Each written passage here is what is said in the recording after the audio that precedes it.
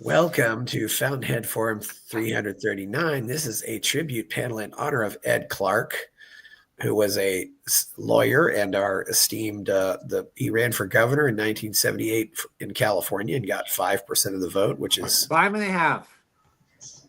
And then in 1980, he was the Libertarian Party's presidential candidate. Ed's done some other things, and he died recently. So we're going to talk about Ed's amazing life and what he's and all the other great things he's done. So, how is everybody? And let's give a little more info. Ed's wife. What's her name? She's still Alicia. Alicia still was the chair of the party. Ed was born on May 4th, 1930, and died on June 18th, 2025. Any kids? One. Yes. Nettie. Okay, Ned was I met Ned when he was a baby. That's cool. So I believe he passed away. He did. So from there, Yeah. Oh, I didn't know James. that. So, well, from there, let's just start off. Who are you, and how did you know Ed Clark? Jim? Well, I'm up. Well, I knew Ed Clark because I went to this convention in 1979. I still have the T-shirt that I wore at that convention, and I acquired it there. That's the 1979 National LP nominating convention where Ed Clark was nominated as our candidate. And I met him there for the first time. And it was a very exciting convention. And the rest is history. Okay, I guess we'll just continue to the right. How about you, Eric? I don't actually remember the exact date that I met him. I know that I met him at least by 1973, and I remember interacting with him quite a bit at the 1974 National Convention. My most significant memories of him are I worked on his 1978 gubernatorial campaign, which was one of the most exciting campaigns I've ever worked on. That's a nice memory. Ted, we're starting off. Who are you, and how did you know Ed Clark? Oh, well, I'm Ted Brown, and I've known Ed since he ran for president in 1980.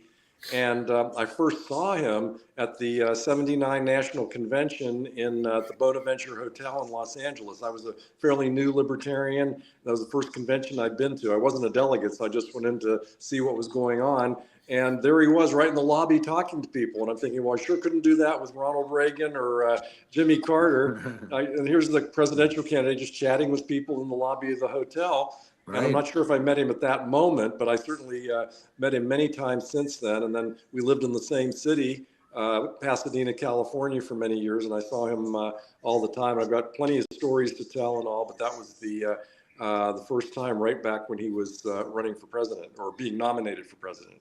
We will certainly tell some stories. Okay, Mimi? Well, so I don't have the history that everybody else has with him. I met him kind of peripherally when he ran for president in 1980. I was still actually in high school, and it was before I was a complete libertarian. So my memories of him are more recent. So I kind of had met him, but like in 2018, I had started talking to them because I became active with the California Party, and I invited them to come to our convention in 2018 and started talking to both of them quite a bit. I had actually also met them during the Gary Johnson campaign, but I digress. And so that was kind of my big thing, because for me, having them and having known the history and having met him briefly in 1980, it was a big deal for me. So my time of knowing him is more from like 2018 to now. But you invited me anyway, so here I am. Yes. Hello, Jeff. Yeah. I'm going to speak on behalf of Nancy and myself both. I don't know if Nancy will join us. I put a name in there just because. But Nancy's first involvement with the Libertarian Party is she worked on the Clark campaign for governor back in 1978, and that's what got things started with that. Ted, Nancy, and I were also at that same convention. In 1979, and also, like you, not as delegates. It wouldn't be till 1985 that we started attending national conventions as delegates, and we're now, I don't know, we're up to 20 consecutive conventions that we've attended. The thing is, I feel an affinity to not only to Ed but to Alicia because, and Jim will get this. Is anytime you get former national chairs together, there is an affinity there. They know the pain involved. And Alicia was one of the early members. And I thought when I was elected as national chair, it's like, wow, finally an immigrant gets elected as national chair. But she was the first immigrant to be our national chair. And living in the San Fernando Valley, which we did until 1992, you saw Ed Clark all over the time if you attended events, whether he'd speak Right. at our local dinner events or, somebody else's. Ed and Alicia were always there. And so, although my experiences with them have been not anything in real depth, but it always impressed me that Ed and Alicia knew our names. I always thought, like, why did he remember my name? I just couldn't figure that out. That helps in politics, definitely. So, Eric, you had something you wanted to share with us. Can you present? Well, I have. Ed is one of the most he was one of the most important Libertarian Party activists in the history of the party. He was chair of the New York Libertarian Party from 1972 to 73, moved to California in 73, and became chair of the Libertarian Party of California almost immediately after being chair of the LP of New York.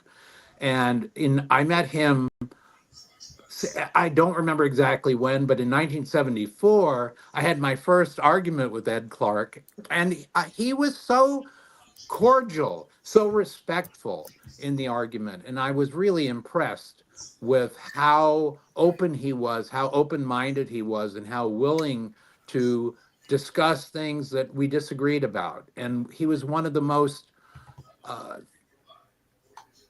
respectful and positive and upbeat, and one of the most dedicated activists that I ever met in the LP. And a lot of people don't know, I was talking with Richard Winger, the ballot access activist, and he said that he met Ed in a group called the Committee on Democratic Election Laws, CODEL, which was a mostly left-wing dominated third-party coalition that was working to ease ballot access laws. And he was willing to work with anybody on the issues that were important to him, and getting the Libertarian Party on ballots in different states was a very important thing. And I don't think the LP of California would ever have gotten ballot status if it weren't for Ed. I worked in 1978, I was a staff member on his campaign early in the year. I was one of the first staff members on the campaign. And I worked in the Northern California office, and we put on, that was the year of three very important political initiatives at the time for libertarians. Proposition 13, which was the famous Jarvis-Gann tax initiative in 1978, that was passed in the June primary ballot in 1978. Ed was one of the chief spokesmen for it. But in addition to that, at the same time, he was the first significant political candidate to speak out against Prop 6, what became Prop 6, otherwise known as the Briggs Initiative, which would have outlawed gay teachers and even gay supporting teachers in California public schools. Justin Raimondo and I raised the money, and Justin wrote the text of a television ad that Ed did in sometime, I think in February of that year, before it even qualified for the ballot, that appeared on Channel 20, which was a gay television station in San Francisco. And we were trying to show him that if he did do this, that it would really gain him support. And so he was already on board against it, but we wanted to make it a key point of his campaign. And the ad appeared at like 1 or 2 in the morning, and money poured in because Nobody else was speaking out against it. And so he ended up campaigning around the state all year long against the initiative. But what's significant is he appeared at a lot of events early in the campaign where he spoke simultaneously in favor of Prop 13, the conservative tax initiative, and against the Briggs initiative, which was more of a liberal position. And so he was proving early on that libertarians cross the left-right spectrum to speak for freedom and individual rights and anti-government oppression. And so this was very significant, and it had a lot to do with the quick growth of the Libertarian Party during that campaign. Ed spoke at anti-Briggs Initiative rallies around the state all year long. And he also was one of the third initiative that I was going to mention is the San Francisco Marijuana Initiative, which was an initiative to call on the city to stop enforcing the marijuana laws in the city of San Francisco. And it passed with 73%. Ed was one of the 3 official ballot argument signers for that initiative. And he also spoke at the largest rally he spoke at during his campaign was speaking to 10,000 potheads in Golden Gate Park at a marijuana rally. And lots of politicians wanted to speak at that event, but only 3 were allowed to speak. Only the people who were really early, strong promoters of the initiative. And so he was one of the 3 signers, along with myself and Dennis Perone, the marijuana activist. And it passed with 73%. The mayor had said that he would implement it if it passed. Unfortunately, he was assassinated 2 weeks after the election in a famous shooting by Dan White of Moscone and Harvey Milk. But he really did a lot. He got 5.5%. No libertarian candidate for governor in California has even gotten close to that. That's 2.5 times what the number 2 candidate for governor got, and is only number 2 to one other candidate that got slightly more for lieutenant governor, I believe. And then, of course, Ted Brown is the 3rd highest vote getter in California when he ran for insurance commissioner. Yes. And so Ed just blew away the other candidates, even though he was the third party candidate. He was on as an independent then because the LP had not yet achieved ballot status. And he really put the Libertarian Party on the map in that election. And people talked about his campaign, the news media talked about it. And at one point, he was not the spoiler in the campaign, in the election, but a lot of people thought he would be. And so there was a lot of people saying, don't vote for him, even if you like him, because we don't want to get the Republican or the Democrat, whoever they were against, to win. But he got 5.5%, which is just tremendous. And he got so much publicity and really, really put the LP on the map. It was just one of the most exciting campaigns of the dozens and dozens of campaigns that I've worked on. And I really am happy that I did, and I'm happy that I could be part of that historical campaign. He then went on to the next year to work on the ballot drive. In California, we had to get 80,000 registered voters, not signatures, but people to fill out the postcards to register to vote as Libertarian Party registrants. And we had to do that by January 1st, 10 months before the 1980 election. And Ed was right up there pushing it, and he was campaigning for the party to get on the ballot constantly. He appeared at the largest meeting of the Libertarian Party of San Francisco in history, 1,500 people that came to Mission High School right after the assassinations and the White Knight verdict and rallies. And we he got up and spoke about why it was important to register Libertarian. We had postcards on everybody's seat, and we got hundreds of people to register that night. Later that year, there was a marijuana reform expo that was basically a trade show for the marijuana industry in San Francisco in Brooks Hall, under City Hall. And it was attended by thousands and thousands of people.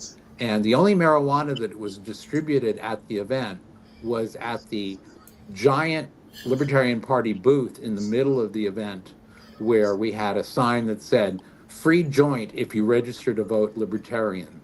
And he got, Ed came in to speak, and I showed him the sign, and he said, "That's great, Eric. How much does that cost per registrant?" And I said, "About 50 cents. And he said, "That's really great."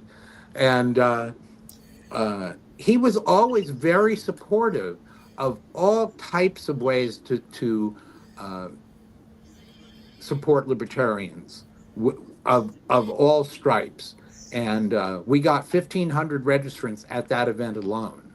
Oh, I did leave out one thing. In the 1974 gubernatorial campaign, there were 2 libertarians running in California that were running in November. One of them was John Hospers, the Libertarian Party nominee.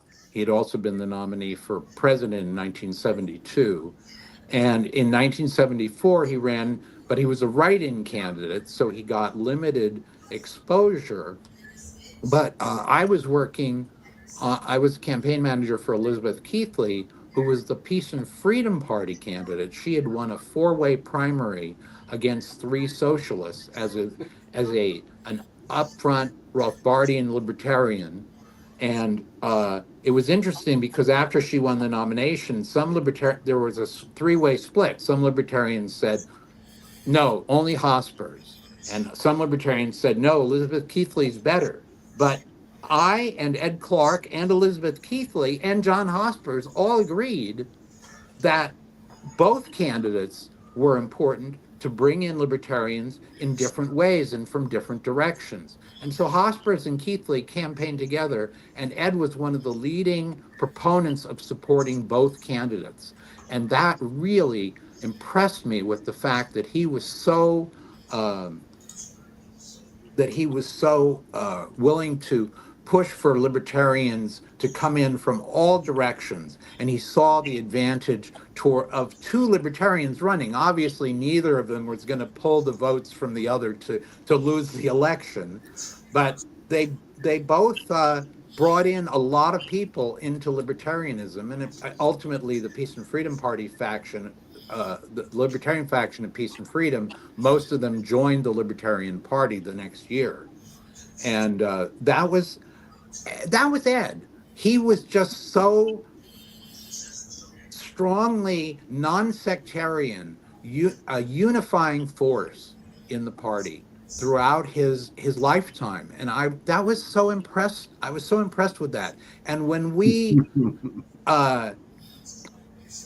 when people were fighting, he tried to get them together. He constantly was working to bring them together.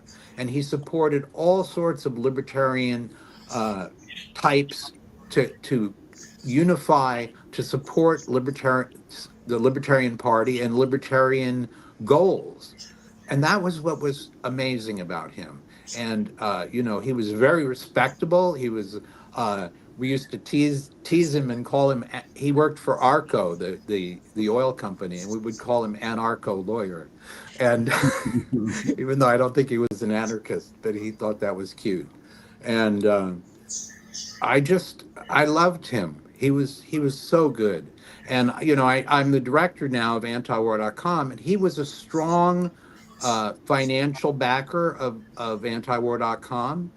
He was a true libertarian, and I just remember him so fondly, and I have mixed feelings because on one hand I'm sad to have lost him, but I'm happy that he lived such a long and wonderful life, and it just really was great.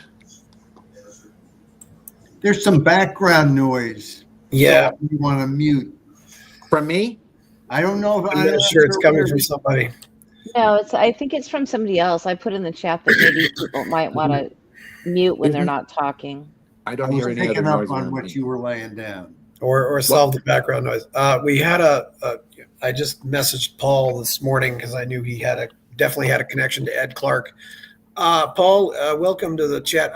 I'm going to flash your comments on here first. If you want to read those, you can read those. Paul Jacob, yes. Oh, I don't have my hi, Paul. glasses on. I'll probably miss something. Well, okay. Quote, Ed Clark put the Libertarian Party on the map. He was on TV in 1980, and he was advocating bold but understandable policies like getting rid of the Department of Education and Energy. And isn't it interesting that Ronald Reagan talked about that? Trump has talked about that, but that idea was first proposed in serious form during the Clark campaign. Yes.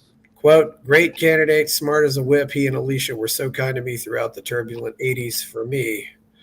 So that's Paul. And there's another comment here. And Paul, and I know that he was very supportive of you and your fight to resist the draft. And I think, well, I think for most of us, but for me, 1980 was the first time I ever voted for president. And we had a candidate who was on television, right, and not on television with a 15-second or a 30-second spot or here and there, but on television a bunch with 5-second spots where you could explain stuff, and they were serious spots. He ran a very serious campaign because he was a serious guy, and I've never known anybody like listening to him speak. I've never known anybody as quiet, even in a rousing speech. It's like he roused with the words he said, not with he was no great orator, but he could give a campaign speech, and it was something. And of course, I'm 20 years old, I guess, and yes. I'm the chairman in Arkansas, and I can claim all the credit. I mean, I had nothing to do with it in real sense, but all the credit for us being the margin of difference.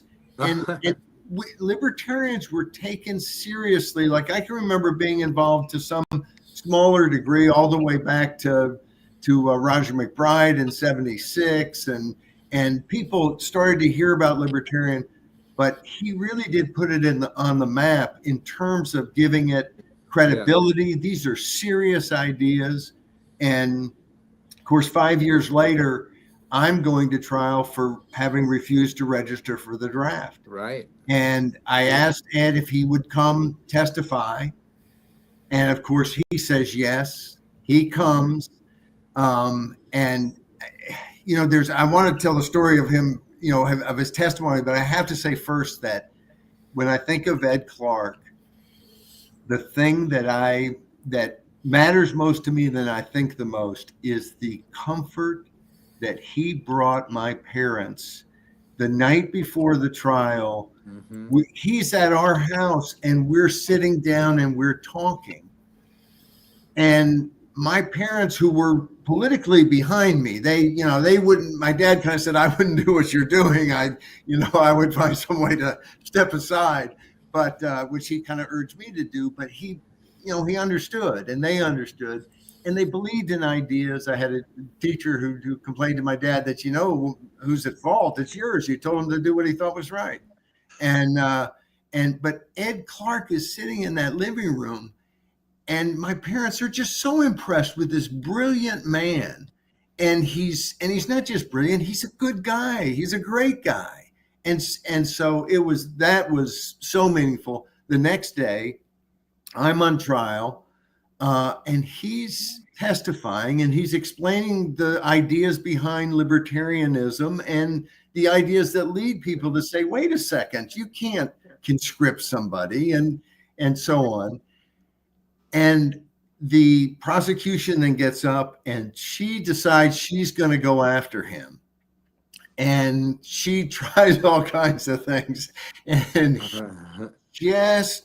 he just tore her apart. And of course, in his way, not in some bombastic way, but in a very just sharp, clear, calm way. And I will never forget she goes back to she was the assistant, prosecutor for the feds and in that district. And the prosecutor is sitting at the table. She comes back and says something to him, and you could audibly hear him saying, "Sit down, sit down." Wow. So That's great. he and Alicia was wonderful. And one of the nice things is many years later, I got involved in term limits and different issues, and I would stay in touch with Ed and Alicia, and probably 5, 6, 7, 8 years. And of course, these days, 8 years, 18, 28, who knows the difference. But a few years ago, got to sit down in Pasadena and have breakfast with both he and Alicia and talk about old times. And he was a supporter. I mean, he wanted to know exactly what I was doing. He was always on my list of people. He was genuine. He was really genuine. Yes. Yes. And a brilliant guy, but just very down to earth. Yeah. Yeah, that's what I've heard. I unfortunately never had a chance to meet him. I did hear his name once in 1980, so I was 9 years old. So it's the first time I was really aware of a presidential election. But well, let me just say, a lot of people don't remember this or don't know it, but Ed's campaign book was called A New Beginning. And it was a great book, and there were a lot of copies sold and distributed. There it is. And Ronald Reagan liked the title so much that he stole it and made it the theme of his convention, his nominating convention. And Reagan really worked. He feared Ed Clark in terms of cutting into his votes, and so he specifically went after the Libertarian audience, the Libertarian constituency, because he was afraid of Ed Clark. That's why he stole the campaign slogan, and that's why he stole a lot of elements of the campaign. And he did in fact cut into it. I think that had it not been for Reagan and also for John Anderson, I think did a little of that too, that they would have gotten a higher vote total. But vote totals don't mean the same thing that the effect of the campaign. And that campaign really made the Libertarian Party a national party. That is so true. And especially about Reagan recognizing the danger that Clark was in terms of attracting libertarian-oriented conservatives. And in fact, I believe my dad voted for Reagan that year because Reagan said he was going to get rid of draft registration. Right. And I quoted a million times his quote, "The draft or draft registration destroys the very values our society is committed to defending." Still remember it. But anyway, that was the kind of thing. And so Clark with the Department of Education, Department of Energy, he was a threat, and we can think of it in that terms. It also is the reason why some of these ideas were picked up. And I think libertarians sometimes are so critical of the fact that we haven't won all the races and taken over the government that we forget that there's a lot of ideas that were transformed. And I mean, look at the fact that marijuana is legal in all these different states. Right. Look at the fact that Obama and the Democrats came to support gay marriage kind of at the last second to take credit. In 1972, when the Libertarian Party was formed, they were talking about equal rights for gays. It's like, well, right. it's ridiculous that we don't. And it's like, it's not individual credit. It wasn't, boy, I did this and boy, it changed the whole world immediately. But the ideas and the stuff that was done in 1980 made a difference in 1990 and made a difference in 2000 and so on. And Ed Clark, if you are a student of political history in the latter part of the 20th century, you need to know who Ed Clark is. Mhm. That's right. That's right. And in 1978, also, it's worth noting, I mentioned that Ed was the first statewide political candidate to campaign against the Briggs Initiative, even before the signatures started being gathered, because he saw that threat. And when the Briggs Initiative was first proposed, the polls showed that it would win with 70%. In the end, it lost with 60% against. And Reagan, Jimmy Carter, Jerry Brown, all of whom were silent on it for the first several months, ended up endorsing no. And Ed was the first one. He was in the leadership of it. And I believe, from having worked on that campaign, the Briggs Initiative campaign, as well as Ed's campaign, that a significant percentage of that 5.5% came from people who were not libertarians, but who saw that Ed was out front on those issues like Prop 13 and the Briggs Initiative that other politicians were silent on until the end, when they saw how it was going to go, and then they'd all jump on board.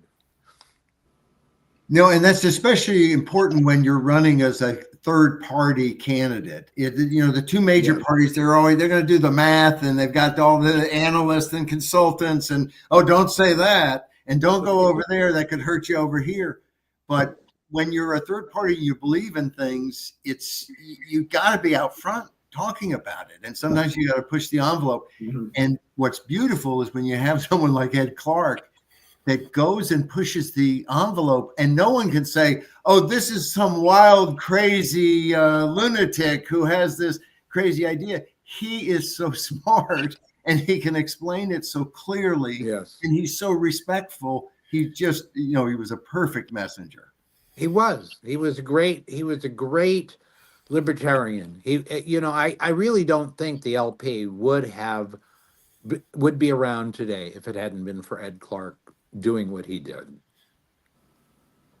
Yeah, I think that's true. That's what I'm saying. He put him on the map. And I came in 76 is the first one I remember. I remember somebody mentioning the term, but 76, I saw Roger McBride on, what was it? It was one of the political shows at the time, but he was just fantastic. And I remember his book. And so, but it wasn't libertarianism was some crazy new idea. Yeah. Ed Clark made it something that you could vote for, because here's their agenda and here's what they're all about. And it was, it was retail, and he's not your usual kind of barker retail person, but you don't want your usual, I'm selling some new idea and I'm going to be loud and proud. You want someone who's sharp. And I think that there was a tremendous respect in the media. It was a better time, I think, back then in the media in terms of fairness to people who had real ideas. And it gave us a tremendous amount of respect that, it was worthwhile, because it meant that a whole bunch more people heard about libertarianism. That's right. He was only 45 at the time too, so he was actually by far the younger candidate of the. He looked younger than that. Yeah. Yes. Hopefully he used that as he tried to go that way to get the younger voters. It would be interesting, and Jim, I think all roads would lead to you, but it would be interesting for someone to do a documentary on Ed Clark. Because you've got, there'd be some footage and different things, but he is a historical figure. And, it's interesting because years ago, I was at a thing in Washington, a place that had memorabilia, campaign stuff.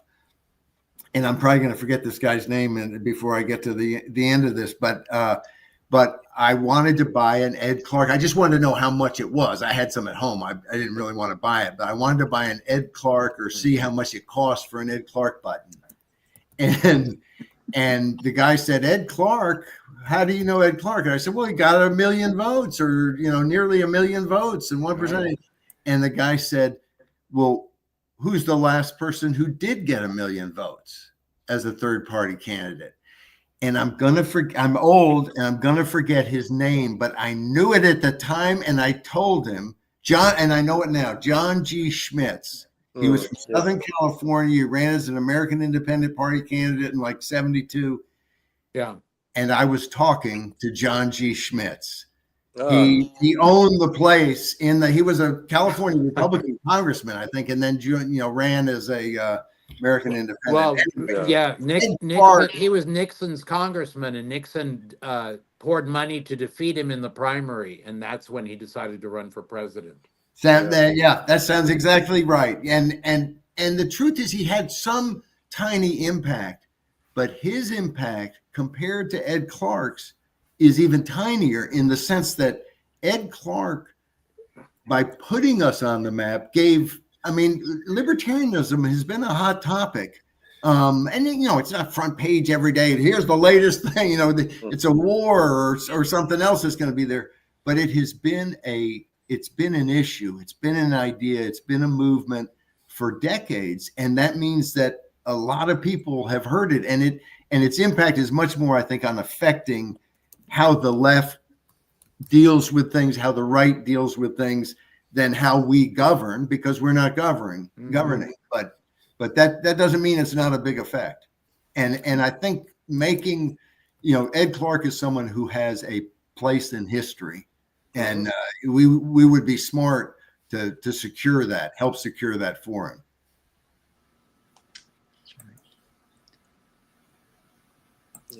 Yeah, he was a really important person. And he'll put that video together, right? You're giving him a job to do. Yes. Paul, how did your trial end up, by the way? I don't think you mentioned that. Well,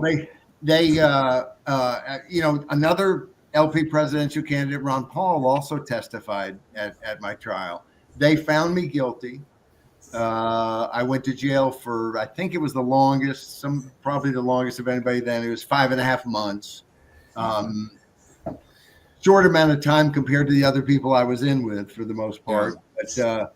But interesting thing, just to have a second to say something about it. It was, doing that time was fairly easy, because I felt like we had gotten to say and do and get a message out, and had done the right thing and so on. But I was certainly concerned that it would wreck my life in all kinds of ways. That it'd make, I had no college degree at that point. I still don't, still dumb. And so it just, what are you going to do? I had a kid when I went to jail. I had a kid, and my wife's supporting the family as I'm in jail, and I get out and I've got a felony conviction and so on. In the end, it probably is the best thing I ever did for my career. And I never thought of it as a career, but I learned a lot about people. I learned about how good people are, much more than I learned that people are bad. And they're both. But, and I just, it led me on a path to be involved politically in exactly the way I think I always wanted to be. But nobody in school went, oh, here's your career path. And I think, had it not transpired, I might be a lawyer or something. And I say that jokingly. Some of my favorite people are lawyers, and I wouldn't mind being a lawyer, but it was a different little course. And again, one of the reasons it turned out good was the fact that I had a ton of support in the Libertarian Party. I think Alicia and Ed recognized that my plight was helpful to the party in people having something to care about and organize around. And I sure understood that I mean, I would be by myself, you know, if it hadn't been for them and for the party and people who weren't involved in the party, but who were involved in the periphery of that movement and other movements. It's, you know, people so often, again, they don't appreciate how important they are to what ends up happening. It's like they give so much, and it's wonderful. And then I think oftentimes they go home thinking, well, I didn't really make any difference. And they make a ton of difference. Yep. That's a very important point. More libertarians and political activists in general need to realize you don't know what you're doing until afterwards. You know, the person who converted me to libertarian, I mean, there were a lot of people were responsible for that, but the person that was most responsible for it told me years later that he never thought that I would become a libertarian. He just liked he liked my pot. He liked me to share his pot with him. And so he would argue politics with me. And ultimately he convinced me to become a libertarian. And he didn't think that's what he was doing. So you never know who you're going to convert. You know, maybe it's the next Ayn Rand. Maybe it's the next Ed Clark. You don't know. Yeah. You can have a huge effect on the future, and you don't know it at the time. And you have to have the confidence in what you're doing that you can really make a difference. And that's what Ed did. He always had that. And that was really wonderful. And it was unique because I think he really did understand that he was doing something important and that he was making history. Yeah. Hey, Paul, your little mention about Ed Clark for President Buttons, just this total trivial interjection. One time visiting Disneyland, one of the shops was selling old political campaign buttons, and they had Ed Clark buttons for sale. And I just think it's pretty funny. I do believe we bought one. I know I've got some lying around. I've got boxes full of stuff that should probably be in the Smithsonian, but I just thought you might get a kick out of that.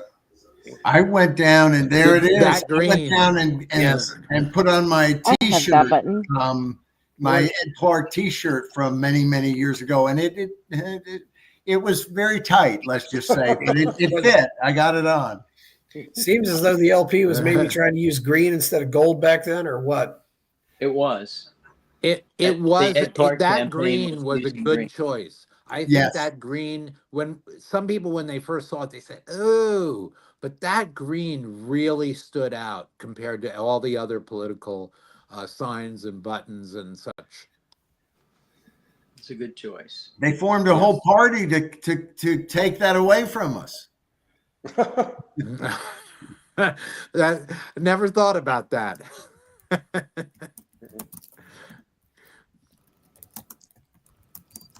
So one thing Eric mentioned was about how Ed was one of the founders of the party, Libertarian Party in California. And he told the story later on about how the organizing meeting was in his living room in Los Angeles, like 1972 or 3 or sometime way back then. And later, he made a Freedom of Information Act request about whether he had an FBI file or not. Oh, really? And he reported that, yes, he did have one, and there was an FBI agent at the organizing meeting of the Libertarian Party of California in his living room, and all the names were the name was redacted. And he said that he continued to know all the people that were at that meeting for many years. So there was an FBI agent who for years was shadowing the LP in the early years, apparently. So I thought that was a fascinating story because he still knew all those people. Yeah, I never heard that. Yeah, and he didn't know which one it was because they obviously redacted. They didn't want. They still didn't want us to know. Yeah, It's a little scary, although not shocking. That's not for sure. shocking at all.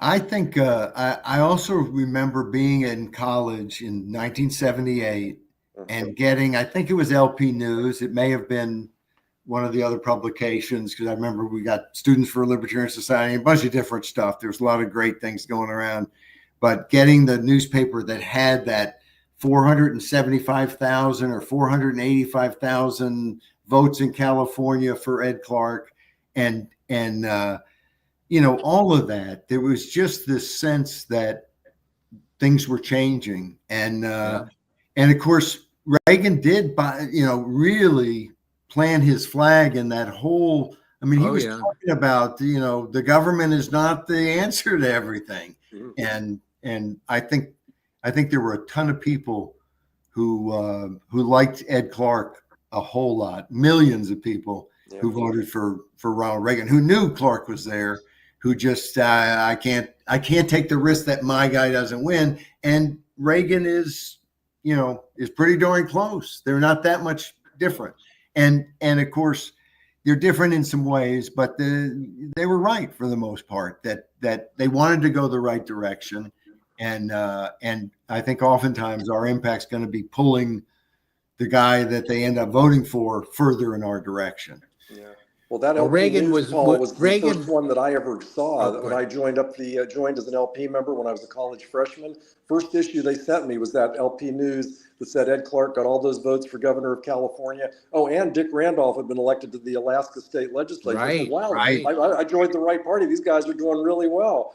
And that was very encouraging for a new member who had just discovered the party and had joined up. And so I didn't know Ed yet. I didn't move to California until a few months later in June of '79, and met him after that. But that was very encouraging about how well he had done. And it's for a new party, wow, this is great. And hopefully, my thought was that we could build on that. And here and there we have, and oftentimes not, but sometimes we have. And, during that campaign, the Democrats and Republicans were really aware of Ed Clark. They both were afraid, both Jerry Brown and Evil Younger, we called him, Evil Younger.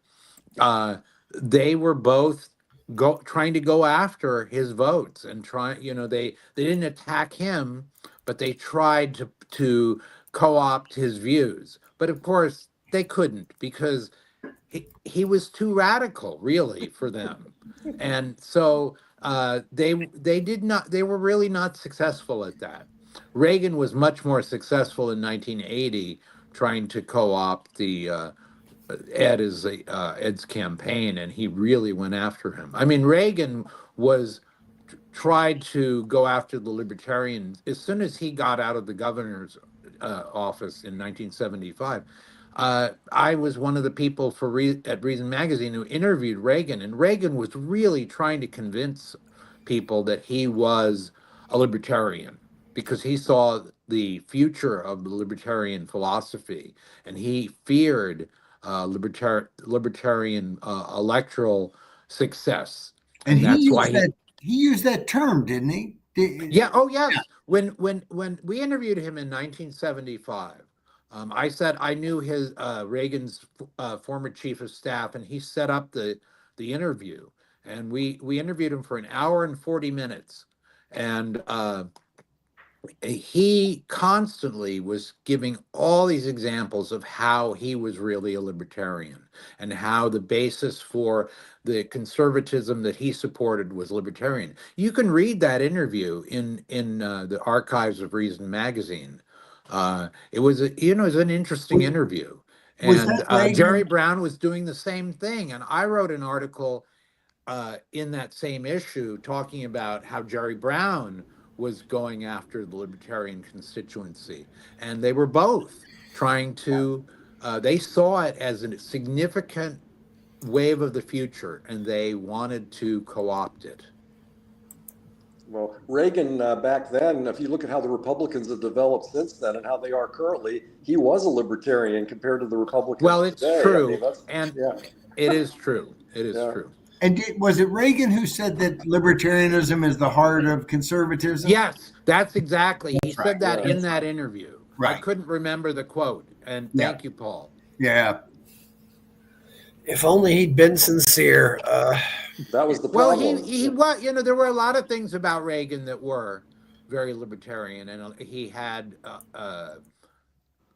he did some good things like getting rid of half the nukes in the two arsenals, and pulling out of Lebanon when Hezbollah attacked the Yeah, Marines. I'm amazed that there are just so many libertarians in California too.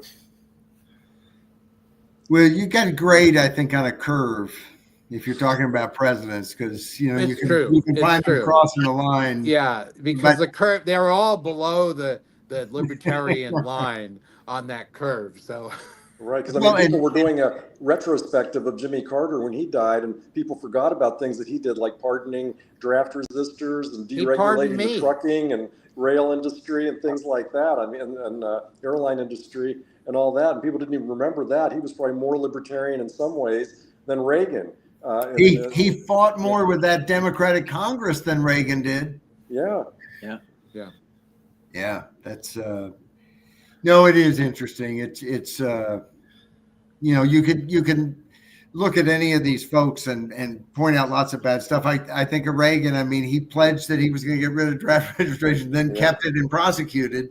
And so I could sure hold it against him. And at the same time, I think arguably on a curve, he's the best president in my lifetime. Yeah. How about the quotes from when he was the last speech he gave, and it was so pro-immigration, and how important that is to he the signed the biggest amnesty for undocumented aliens in the history of the United States. Yeah, when he was exactly. president. What did Ed Clark do after the 1980 presidential run? He continued to promote the party. He continued to work with the party and work on the party.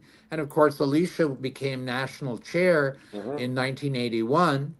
And so he was working with her on that. But he continued to work for all sorts of libertarian causes, even beyond the party, throughout his life. As I said, he was a big supporter of antiwar.com. And I'm sure if there were other people from other organizations here, they would tell you that he was supporting them as well. He was a lifelong libertarian. He was a supporter. By the way, can you hear me? Because I know I've had problems before. Yes.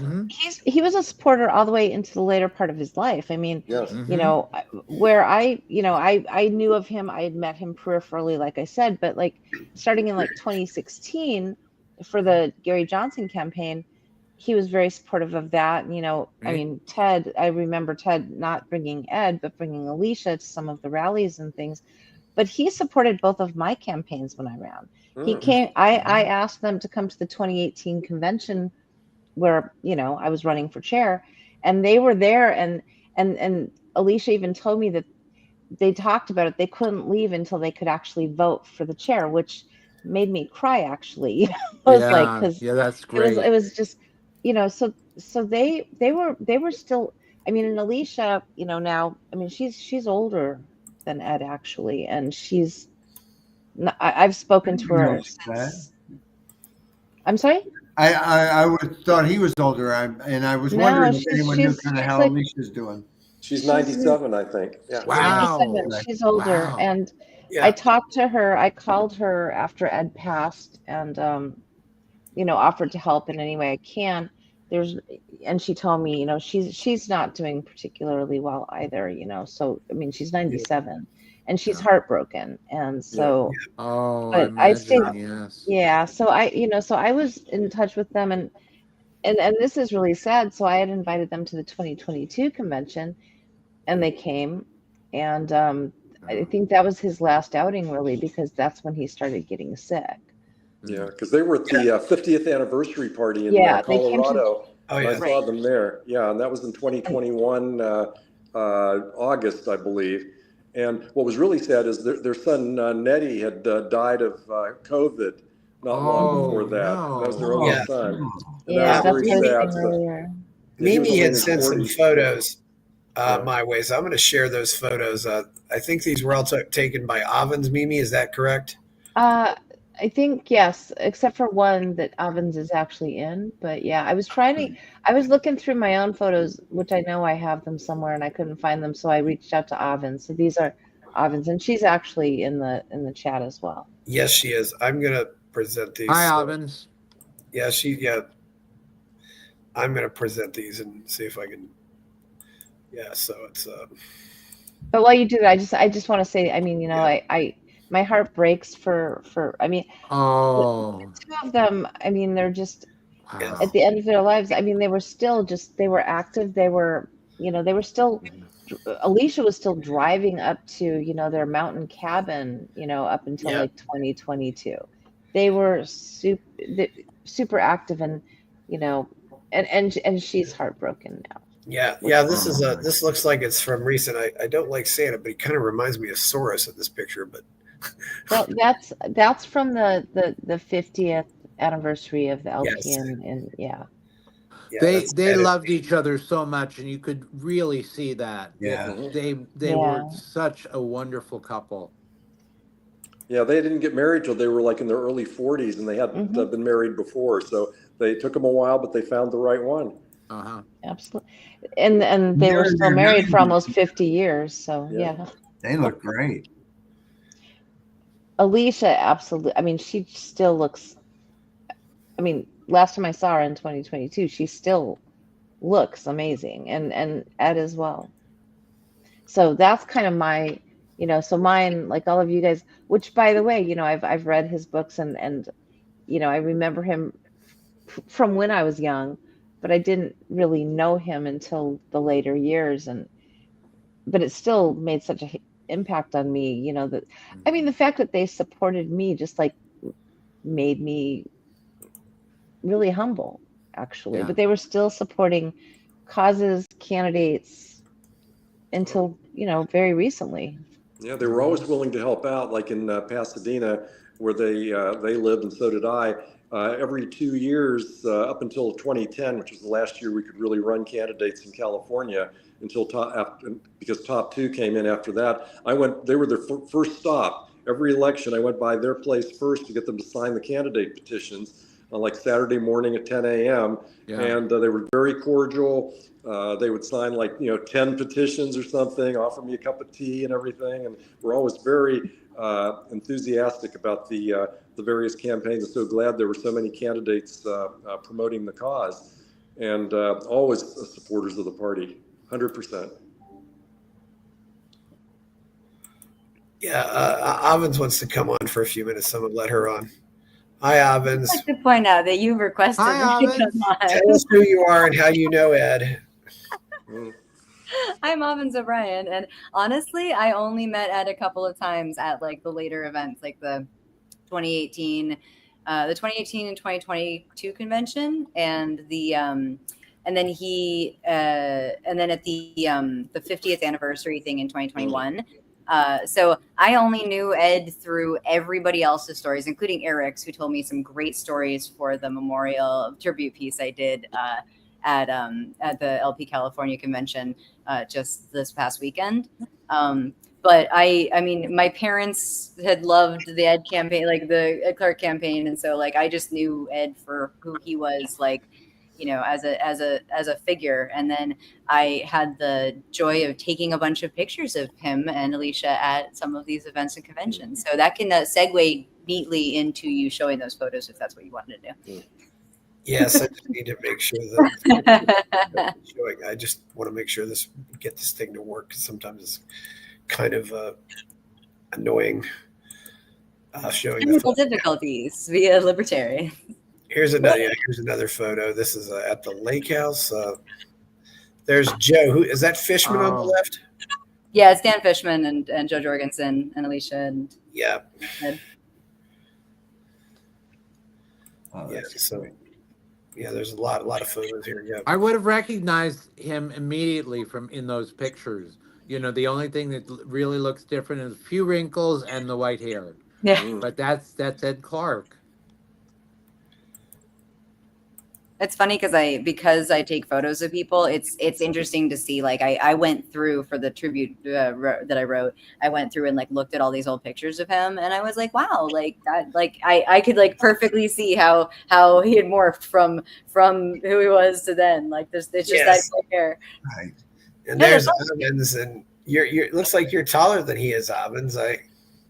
I think I may have been. I'm not. I think I might have been wearing heels as well, though. Yeah. Could have been on a box or something. Yeah, it's a. How tall was Ed? I can't remember if it was because I was wearing heels or not. Also, people get shorter as they age. Yeah. Like when they get older, like they just start shrinking a little bit. It's not quite fair. I guess it's not fair. Yes, there's a lot of nice pictures here. Yeah, so yeah, and when was this? This is a black and white. Another picture from Ovens. Yeah, That Oh, was wow. that was the 2022 convention. was that sorry, California or national? 2022 California convention. No, these Okay. these are California. That was 2022, and there's one from 2018 as well. Yeah, he never. I guess he never left California. So No, they were still in Pasadena, and Alicia is still in Pasadena. So Well, yeah, they were in Silver Lake for a while. I went to their house in Another- Silver Lake when Ned was very young. And then they moved to San Marino, which is a fancy suburb, and they lived there for a Mhm. long, long time before they sold their really large home and then moved to a condo in Pasadena, which Yeah. was near the Tournament of Roses house, near the Yeah. for the Rose Parade.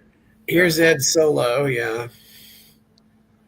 Oh my God, I just realized I'm looking at an old picture of Ed from like 1980, and I just like I wish I should try to like put them side by side and then send them to you, because like I just sent it to you, Chris. Just FYI. Yes, that's cool. Yeah. I'll never forget the picture of him with the suit coat over his shoulder. Do you guys remember that picture in that 80 campaign? You know, kind of the I do. he was exploiting his youth and vigor. Yeah, Yeah. it was that suit and that thing, but Oh, there was yeah. Oh, there he is. Yeah. Yeah. Right? Yeah. Yeah, there's definitely a need for youth and vigor in our national politics today, considering Yes. they're running things. I'm gonna make a side by side for you, but you should keep showing other photos. Yeah, Ed was on the LNC in the 90s. Yeah. So. Yeah. So. he was on the LNC in the 90s, huh? That's I didn't recall that. I Is didn't know this? that. Yeah, I know. I didn't know who Jewel Herbert was. If Jewel Herbert wants to join, I guess that'd be Oh, Jewel Jewel was Herbert. Hi, involved in Jewel. the Alabama guy Yeah, involved I in recognize his the name. Yeah. Yeah. He was Send- an important oh, part Jewel's of a the guy? Okay, Libertarian so- Party. I don't know how to contact Jewel, so send Jewel the info if Jewel wants to come on. Since Jewel, come on. Yeah, but I'm gonna stop sharing this photo. So yeah, yeah. Avin says she can only be on here for a while anyway. So I'm gonna make that I'm gonna make that side by side for you real quick. But yeah, I wish I had more like stories of Ed himself, but like I took pictures of him and Alicia, and I remember my parents telling like stories about the campaign, about like being in New Hampshire doing activism, and I remember them like when I was a kid, you know, just like them being like, oh yeah, that was the first time we got 50 state ballot access, and you know all the you know the kinds of the what is it, the how would I say this, like the kind of the stories you tell your children about the cool things you did, and so that's what I got. That's what I got from them. yeah. There's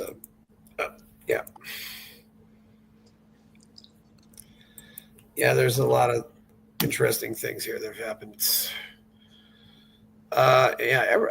I'm about the only person here who doesn't. Well, Paul doesn't really have a California connection, but I guess I'm the only other one who doesn't. It's Well, I left, by I the don't know way. about I'm not in California. California we anymore. had a thriving party in California. Now it's gone completely. I wouldn't want to live there. Well, I think they had a Chris, renaissance last weekend. Chris, you almost just went dark. You came close. Don't do that. Well, you can ask Chris. You can ask Mimi about the last weekend's California convention. I think. No, I don't want to There. ask Mimi about last weekend's California convention. But That's why I said he started to go dark. I'm Oh. not going there. This is all up and light. Right. Well, you gave a tribute to Ed at the convention, Avin. Yes. oh yeah. So- You talk about the yeah. If you give a tribute, I don't know if there's anything else we haven't said here, but if there is anything else, you Yeah, want Ovens wrote a lovely tribute. It was not read by Ovens, but it was a very lovely tribute, and she had a lot. It was really lovely, and we also had moments of silence for him, and also a few other noted libertarians in California that passed recently, and it was lovely. It Absolutely Yes. lovely. Do you want to read it, Ovens? Oh, I could do that. That would let me pull that up. What's really funny is I don't know, but so some of these stories I got from Eric. So Eric may have already told these stories on this thread. I probably told a couple. Yeah, I think you were the one who told me to invite Eric, and I'm really glad I did, Ovens. Eric has the best stories. I told you. Ted Brown has some good ones too, actually. There are some people out there who have good stories. It's and bringing people on with good stories help. I had Ed Hudgens. I recorded a show with Ed Hudgens today, and boy, he had some good stories. Let me see. Oh, okay, cool. I think I just needed to find it.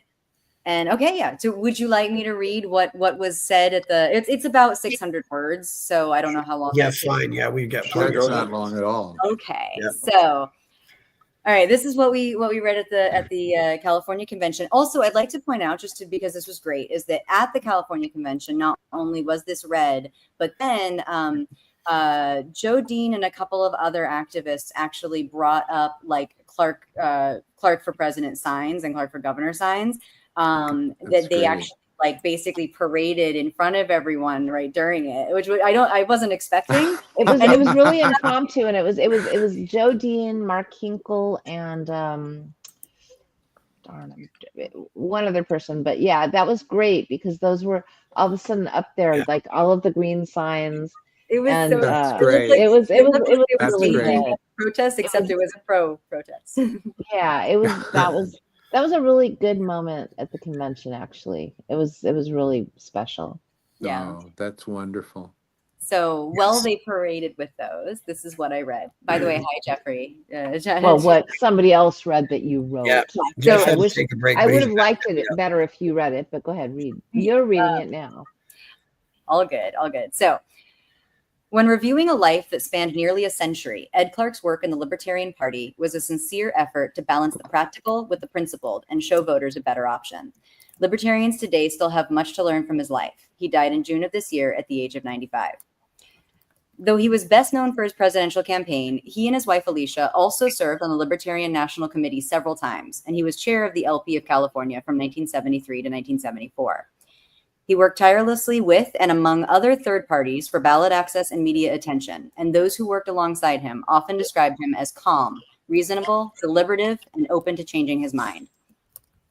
Ed had worked on the first California LP gubernatorial campaign in 1974, supporting both of the Libertarian candidates who were running. This was a clue to the kind of team player he was. He saw value in two different approaches to bring Libertarian messaging to the voters and was ecumenical between them. Ed ran for governor of California in 1978. He wasn't listed with the L next to his name on the ballot due to ballot access complications, but he ran an overtly libertarian campaign, heavy on policy. His radio and newspaper ads addressed social and economic issues with unapologetic libertarian stances: school choice, busing, victimless crimes, opposing the anti-gay Briggs initiative, and enthusiastically supporting the property tax capping Proposition 13, a measure which passed overwhelmingly.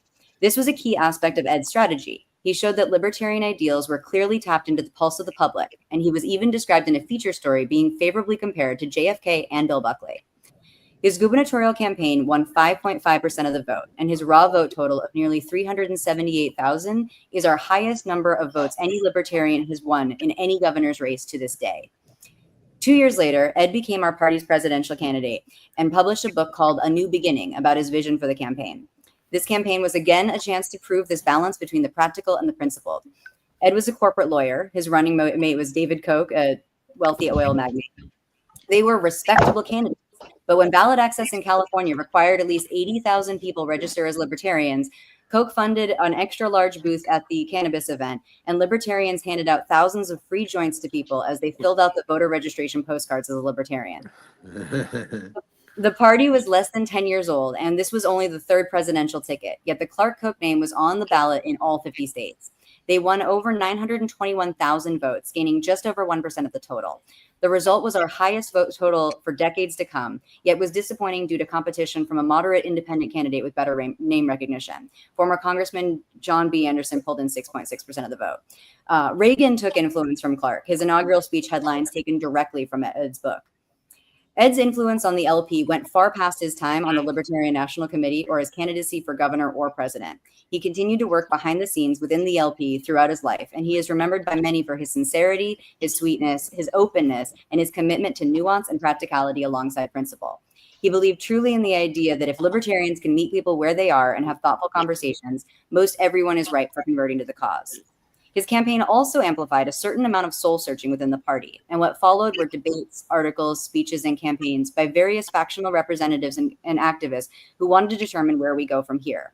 These dialogues were about what the goal should be of the party or of a libertarian campaign, how to move the Overton window, how to educate, and how to win support. This oscillation, this imperfect polarization between radicalism and pragmatism within the party continues to this day. Ed and countless others have stuck around through these disagreements, determined to keep working together to continue to represent their vision of a freer country and the importance of individual rights. Over the decades, the party has never come to a final conclusion as to what route will lead to our success, or even what exactly that success looks like. The overreach of government remains our shared enemy, even as we spar internally on how best to fight it. We continue to search for our soul as a party, but as Ed Clark reminded us in one of his interviews featured in a campaign video during his presidential run, you've got to stand up for what you think is right. Hopefully we can all do that while reaching people where they are, just as he was known for. That was it. Very good. By the way, Bravo. Ed, do you recognize a couple of the stories? Or Eric? Eric, do you recognize a couple of the stories? Yeah. A couple of them, yeah. But there was actually only a couple. There was a lot of good stuff that hadn't been said before, and I'm happy that you said them. I mean, he was. I mean, I know somebody else got this moniker, but he was Mr. Libertarian. Yeah, we've had lots of people called that. Hey, Jeff, we haven't heard from you for a while. You got anything else to say? Myself? Yes. Well, I mean, the things that, when I think about Ed Clark, I think about somebody who was able to make statements, speeches, conversations that were emotional without being at all hyperbolic. Yeah. You could tell that he cared what he was saying, but he did it in a very soft-spoken manner. That he didn't talk to people as much as he talked with them. He listened to what people had to say and then phrased his responses politely. Well, I mean, you know, I'm going to be very old-fashioned. He was, in every sense of the word, a gentleman. And maybe a lot of people today don't know what that is. I'm afraid that we're in a political age, without getting specific about who, that that's not a characteristic that seems to be valued, or maybe it's not valued because it just doesn't exist and people don't see it as a comparison, as that there's other ways to do stuff. And because of that, I found him to be very persuasive. Yeah. And you know, I can just remember one of my fond memories of Ed is when finally the TV ads were going to be broadcast and we were told when they were going to be. And so all the libertarians, you know, gathering around TVs to watch that ad play on national TV was a very special moment for libertarians at the time, being so tired of being, well, bluntly ignored. I mean, we still get ignored a lot, but that was a high watermark in that campaign for me personally, that we got to see that. And Alicia was just a perfect match for him as well in that regard. I mean, for me, it's hard to talk about Ed without talking about Alicia. Perhaps they were the first true power couple in the Libertarian Party. Yes. I mean, we haven't had a lot of them, but they do exist. I mean, but let's face it, the number of people we know in the Libertarian Party who one of the people in the relationship is all gung-ho and out there and doing stuff, and nobody else ever sees their spouse, you know, because they're just not there. And I think that was a very valuable thing. Again, I think Alicia, I was never in the LP when she was actually chair, but from everything I heard, she was a very effective, fair, balanced chair. And it's interesting to me that she basically rose to notoriety within the Libertarian Party to a higher level and earlier than Ed did, which kind of reminds me of my relationship with my wife, who, you know, she was the one who went headlong into doing stuff and dragged me kicking and screaming into things. It took me a while to come around, but Yeah. eventually I did. And now unfortunately, there are people who think my wife played a minor role in Libertarian Party history, but trust me, it's not. No. And there are plenty of couples out there who in the Libertarian Party who are like that. But most of us are solitary. Most of us we're individuals, but that's fine. I mean, there's nothing wrong with two strong individuals getting together and being an effective team. And that was Ed and Alicia. And the other thing was, I've said to people, Nancy and I have been involved in international libertarian politics. I mean, and we were at the Liberty International Conference in Madrid like 2 years ago, and talking with a guy named Sebastian from Poland. Yes. And so talking with him about, different things, and he was saying what he mentioned was that if we'd had any, did we know who Sam Conkin was? And it just cracked me up because I said, well, yeah, he came to our Halloween parties every year, and the attendees of that party. And not too many months ago, maybe 4 months ago, there was a Reason event here in Austin, and we ran into Bob Poole and his wife, who Jim, I think they live in Florida now, but back then they were in Santa Monica. And they attended our parties. And so what I found in my travels is that people treated me like royalty because they'd ask me things like, well, did you ever know, do you know Ron Paul? Do you know Dave Berglund? Do you know Ed Clark? And I said, well, yeah, I've met every single presidential candidate we've ever had. And living in the San Fernando Valley, we'd always look for a good speaker for our monthly meetings, and it's kind of an inside joke and not meant as a slight at all. But it says, well, we can't find anybody. Well, let's call up Ed Clark or Dave Berglund and invite them to give us tales from the campaign trail. Well, they've done that before, yeah, but it's always great. Let's just do that. And they were always there. I hear you chuckling, Ted, because I think you had a similar kind of situation with your region you were in. You were not in Region 61, were you? 63 Pasadena. Yeah, and of course, Ed lived in San Marino, which is this little high-priced enclave near Pasadena. Right. Pasadena is a pretty nice place, but San Marino is another step up. And I do remember, I can't remember the occasion for it, but I did go to their house once. It wasn't for like a meeting or anything. It was for kind of a one-on-one thing. And through the years, like I said, Ed and Alicia always knew our names. Their memories amaze me because I forget far more names than I remember. And that always impressed me, made me feel all warm and fuzzy inside.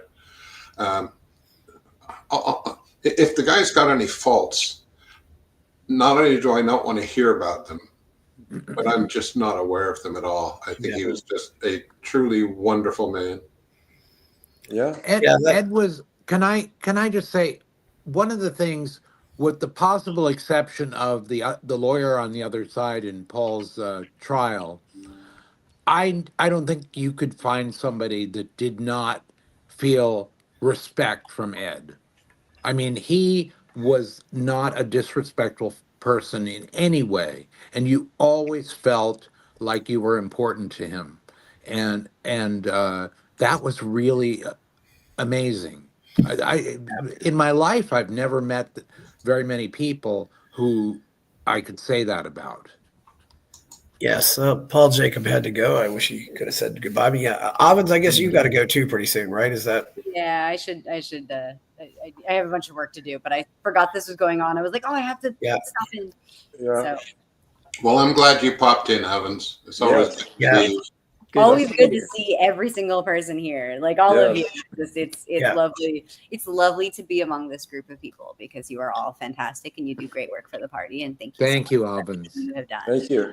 We are Thank you, Albans. memorializing Ed Clark, but like you all have been phenomenal. And as the kid here, I'm just gonna be like, you guys kick ass. So Well, you can stay up later than we can. We're I old. know, but but I'm still running my business. You're retired. No, I'm kidding. I'm kidding. I'm not retired. You're not. What are We're you not talking retired. about? No. But I just moved to a later time zone, and I'm very disoriented now. Where do Yeah. you live, You've been Eric? doing just fine there, Eric. Where do you Eric, live, Eric? when did you move in Florida, Eric? 10 days ago, Where though? Where in- Ormond Beach, Okay, yeah. which is Yeah. a little north of Daytona. It's south of St. Augustine. Okay. It's beautiful here. I love it. And I just want to thank Eric because, like, literally, I was like, "Hey, I'm writing this speech about Ed Clark, but I want some stories." And he's like, "I'm in the middle of packing all my stuff, but here's some stories." Like, so the fact that he took like an hour to tell me stuff about Ed Clark, and he's like, "I have to go. I'm sorry, my wife. I need to go." Like, just thank you so much, Eric. For Oh, you're welcome, Alvin. so It's much always time. a pleasure talking to you. And we never get Yes, to sir. talk in videos. I never get to see your lovely face when Oh, talking thank to you. you. So. In your lovely face. Well, thank you guys so much, and thank you for sharing all of these memories about Ed. Because I mean, I don't have them, like the same way, but I love hearing about them from all of you. So thank you so much for your contributions to Chris's podcast. Yeah. I don't have any memories either. I'm sorry I never And got thank you, Chris, for putting this on. Yeah. Yes, Yeah. thank you. Yeah. I actually have to leave pretty soon as well. That's and I fine. didn't have that much to actually add during this, except That's for, perfectly fine. Yeah. Nobody's, I'm not going to put a chain on anybody. So. well, you better not, because that is like totally not libertarian. Exactly. Yeah. Well, one thing nice Unless about you're into that. One positive thing about Alvin's going is now it puts the screen back in a much better orientation, in my opinion. The 3x2. I'm just that way, but yeah. Yeah. But one now it's going to story be I 3x2 again, so it's going to be weird. Yeah, one story I wanted to tell, and it follows up with what Jeff was saying about having Ed having events at his house in San Marino, which is a really fancy neighborhood, and it's pretty much all Chinese now, but back then it wasn't.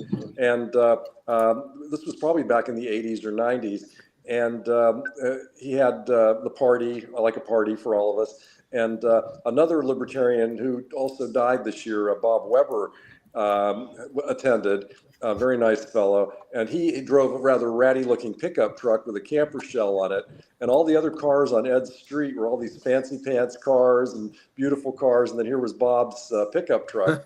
And so the local San Marino police, which don't have anything to do, they came up to the door and wanted to find out about that truck that was in front of Ed's house, and Ed said, "How dare you bother my guests? I'm a Very good. member." Good Yeah, for good.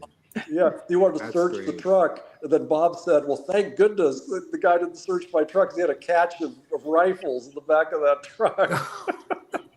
I love that story. You've told me that story, and it's so great. It's funny. Yeah, so Ed was shocked that his he being like, a resident of the community, and the cops were challenging his right to have, anybody driving whatever vehicle they want coming to his house there. So that was pretty good. Yeah. What kind of law did Ed practice anyway? He was a corporate lawyer for ARCO. Yeah, Okay, anti- so anti- that's thing. probably one of the better law. The other thing too, I just forgot to ask too is,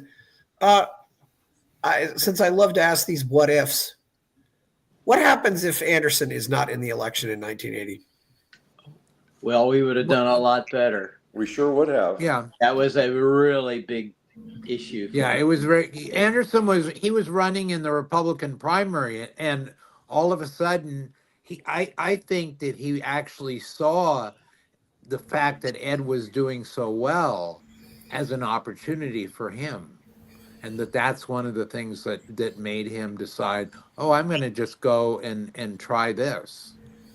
Right. I Well, think wasn't it too was far- the media. Yeah. I think the media was. Oh, yeah. He was a media Maybe. darling. Yeah. I really was watching that very carefully in 1980, and it was astounding. He got such an incredible amount of publicity. In fact, it was almost impossible to find an article about the presidential campaign, whether it be focused on Carter or Reagan, that did not mention John Anderson and have a paragraph or two about him. It was really, really a full on press by the press to bring him to the American people. And I think they felt that I think their main motivation was they thought Carter wasn't going to win. He was really, if you know the dynamics, remember the dynamics from that year, he was thought from the beginning to be likely to lose. And of course, near election day, they said, "Oh no, it's actually going to be really, really close," and that cost us some votes too, and probably John Anderson as well. Because it's interesting because sometimes I wonder if these third party candidates, if they're it's almost like a ploy to screw over the LP, which it really ended up doing. It's like Ross Perot. To some extent, that's true. Ross Perot to a certain extent as well. Yeah. If you'll look at is just now, right now, I still monitor this. I would say it's almost impossible to find a story that mentions third parties that does not first mention the Greens before, and maybe it'll mention the Forward Party, the No Name Party. All of they will even sometimes leave out the Libertarian Party. There's been a lot of stories, by the way, in 2025 about third parties in the New York Times and the Washington Post and those kind of places. And the Libertarian Party that gets mentioned, it's mentioned the second or third party in the list, or gets ignored completely. Oh, ignored completely. An article about third parties doesn't mention the Libertarian Party, which is but that contrasts that to 1980. And in 1980, I mean, even though there was John Anderson, Ed was getting, he was getting a lot of attention. And it was because he was such an important candidate in the Libertarian Party. He had brought the Libertarian Party to the forefront. I got a call from Ed's campaign one morning in 1980, and he was supposed to speak at the Friends of the River convention, which was an environmental group, and they were having their convention in San Francisco. And they asked me to be Ed's surrogate. It was unfortunate that Ed didn't get to appear himself because there were no other candidates that appeared. Everybody else was a surrogate. Yeah. And I think I did a good job. I actually got a standing ovation when I talked about his campaign. So I think that he had made an impact even in front of this environmental group, to the point where they were really paying attention to what I had to say about him. Yeah, Eric, I think Mimi wants to go. So Mimi, you have anything to say? Okay. Say on your way. I just want to say thank you for having me. I hope I was able to add something, at least for the later part.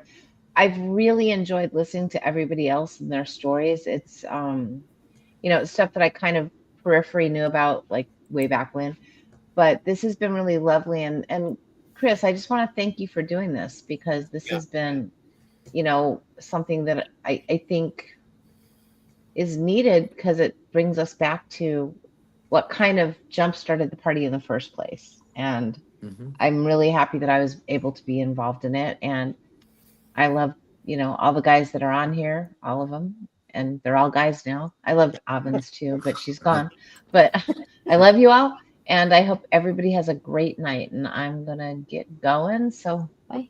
Okay, bye-bye, Mimi. Bye. We'll all have to talk soon. Yeah. Bye-bye. Have a good night. Well, I did have one for Badnarik a while back too. So Michael Badnarik, I don't know. Is anybody going to the Ron Paul barbecue by chance? Or am I the only one? It's not happened yet. It's August 9th. Well, yeah, that's what I was at. Yeah, I know. Nancy and I are scheduled to go, even though it's like nearly a 4-hour drive from our place. Well, yeah, it's not that bad. But anyway, yeah. I mean, the funny thing is that Nancy and I went to one, must have been about 10 years ago. And we sat at a table with Jimmy Vaughn and his wife. and had a great time. And we knew him from before, from the Bad Narek campaign. And this time, probably won't even run into him because, well, he's the musical entertainment for the barbecue. I think that's fun. Yeah, But a great musician, and of course he played at the Atlanta National Convention as well.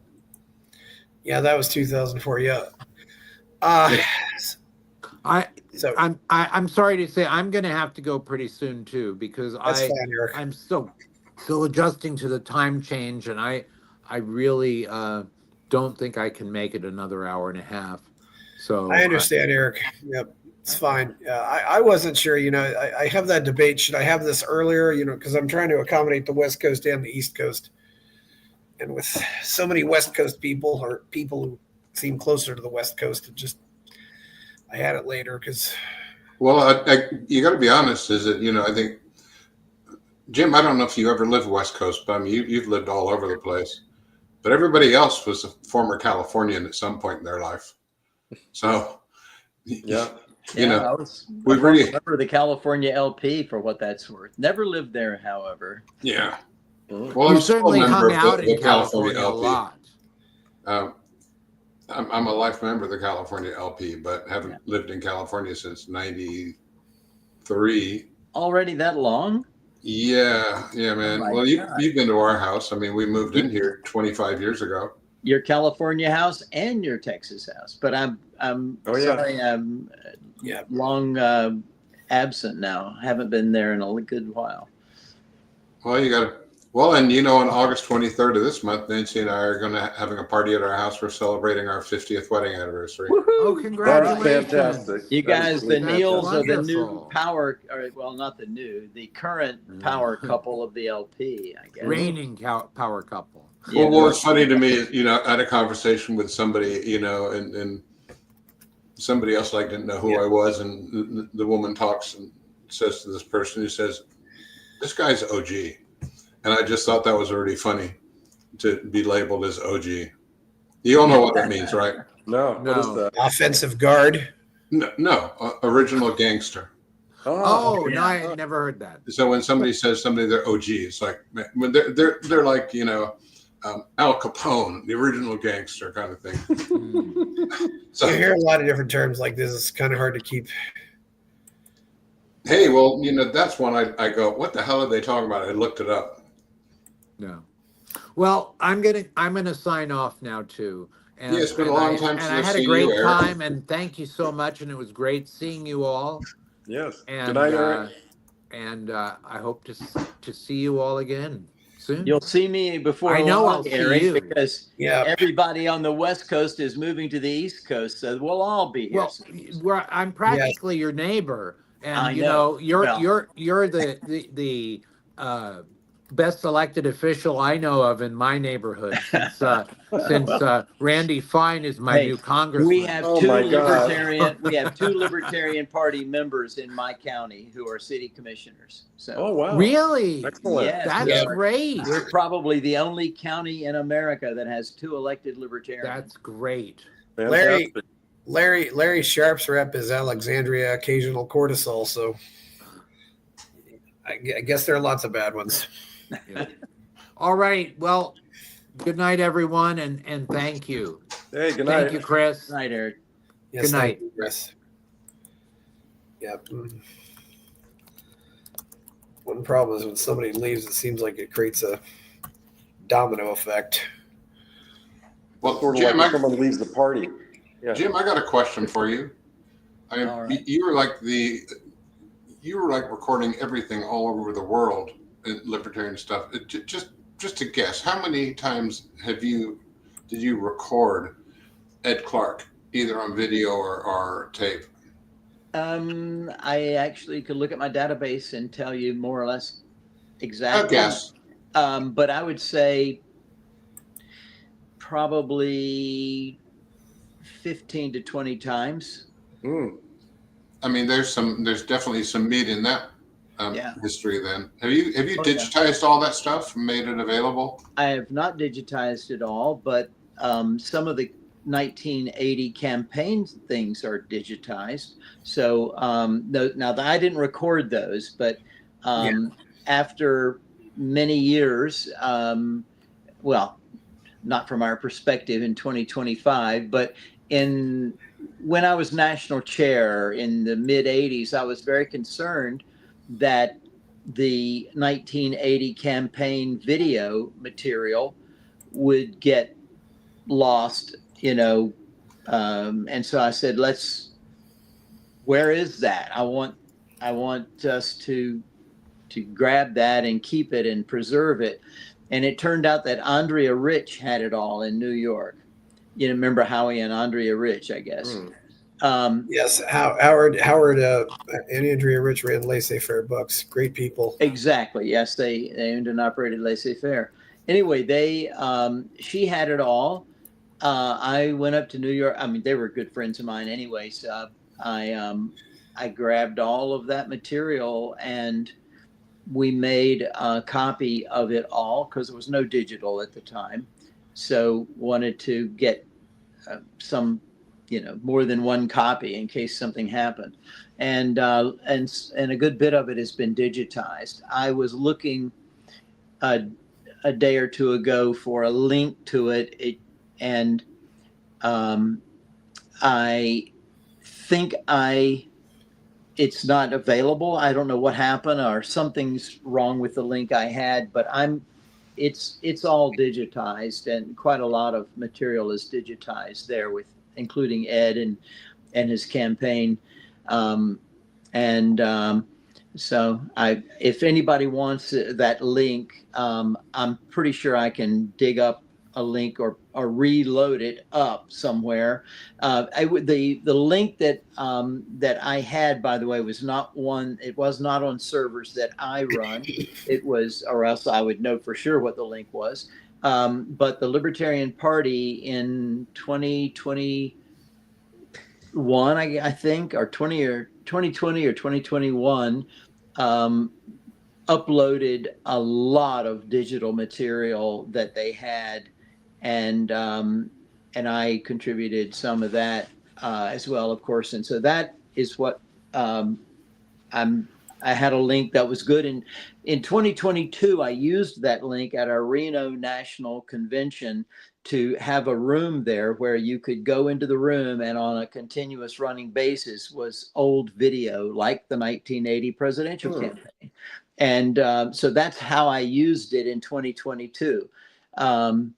That link doesn't seem to be good in 2025. So I need to figure out what's going on.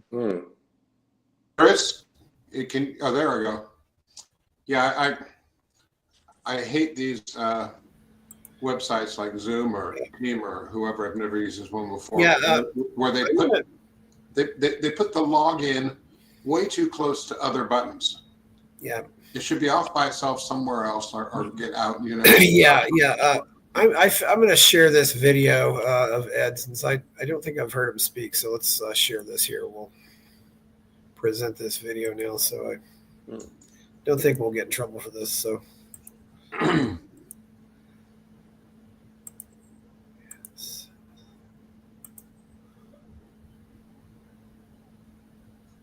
The people who are registered Republican, 9% voted Libertarian. They still balance. It was an absolute disaster.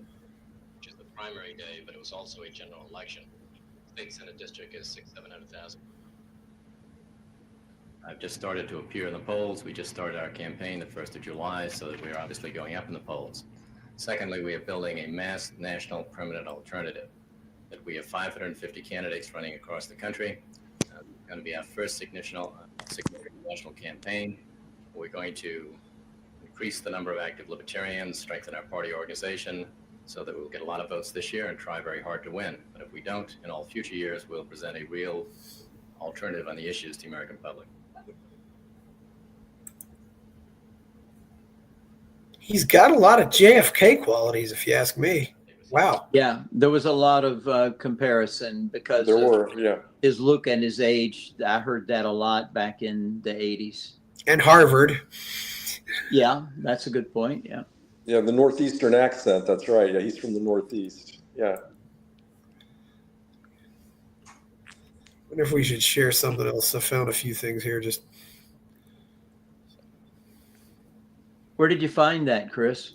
Just search it on YouTube. It's Okay. now we can play one ad. Yeah, I found, just looking briefly, I found about 6 different clips. Some of them may be dupes of each other, but I just put Ed Clark for president. Yeah, there's a lot of stuff out here. You know, sometimes I just do this, out of my own curiosity because I was 9 years old. So when I did the Badnarik panel, I had memories of Badnarik, but I got none of Ed Clark. So 4 candidates for president will be on the ballot throughout the country, but only one, Libertarian Ed Clark, offers this unique, common-sense approach to the issues.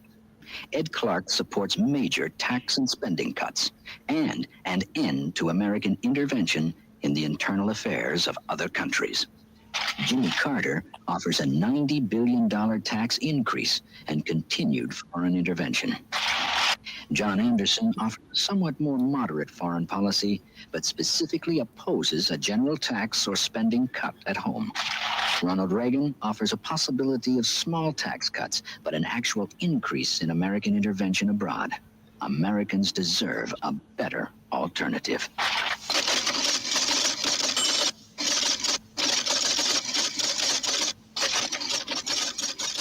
Most Americans believe the choice among Carter, Anderson, and Reagan isn't much of a choice, and they're right. The real choice in this election isn't between Republicans and Democrats or between 2 liberals and a conservative.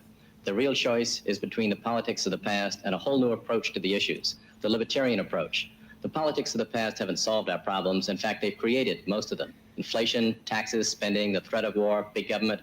We need new solutions, not more of the same. I think it's time for a new beginning. Right now, government taxes in one form or another are taking 44% of our income every year. That's a crushing burden on every American, especially the poor, and it's led to economic stagnation. But by cutting both taxes and spending drastically and immediately, we can achieve the kind of prosperity America should have. We can restore economic growth, which will provide jobs and opportunity for all Americans. Therefore, I'm proposing the biggest tax cut in America's history. To end inflation, we must end government deficits. We should balance the budget and balance it at lower levels. We can do this by cutting taxes and spending. You see, the government creates this deficit and then creates new money out of thin air to pay for it. And this makes the money we have worth less. I'll abolish the hidden tax of inflation at its source, the printing presses of the U.S. Treasury. The American people don't approve of our current foreign policy. They don't want to intervene in the affairs of other countries. They don't want to try to be policemen for the world. And our current international policy is terribly expensive. It adds a dreadful burden to the U.S. economy, and it's dangerous, constantly running the risk of confrontation and war. We need a policy of peace, non-intervention, then the expansion of trade and friendship with all nations. I want to redirect the military objectives of the United States toward a stronger defense of this country. But we should not subsidize the rich industrial societies of Western Europe and Japan. They're perfectly capable of defending themselves. Why should the American taxpayer be forced to shoulder that burden? With a more sensible policy, we can actually cut military spending while improving our national security. There's a new consensus growing in America that cuts across traditional political lines. That consensus wants a prosperous America, an America with low taxes and a balanced budget, an America that rejects the role of trying to be the world's policeman. It's time we left the old politics. It's time we reaffirmed our commitment to low taxes, small government, and a non-interventionist foreign policy. It's time for a new beginning. November 4th, millions of Americans will vote for a new beginning. Join them in supporting Ed Clark for president, the Libertarian Alternative. It is the time for a new beginning, America.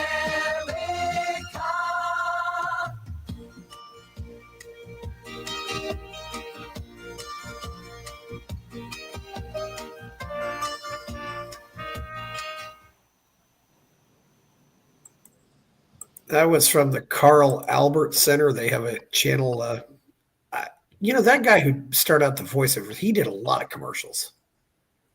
Yeah, you could still run that same ad today. What's changed? Those are the same issues. I mean, things are 45 worse. Years in. Yeah. I think said he really had reminds me a lot of JFK. So We had a Paul Kuhnberger. Paul, tell us who you are, how you knew Ed Clark. Hi, everybody. I know most of y'all here have been monitoring this. I guess the first time I really encountered Ed was when we put together a public appearance for him in 1980 up in Baltimore in the Inner Harbor, where he gave a speech in front of the, I think it was the Constitution or Constellation. And it was the only time I think the network news covered his campaign.